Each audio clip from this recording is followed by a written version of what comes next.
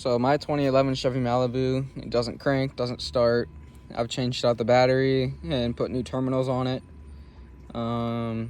Check the grounds when you come in. I've changed the ignition switch too, and that didn't fix anything. Has all sorts of errors, and I don't have any more ideas. So if you think you might be able to help, please drop a comment. And yeah.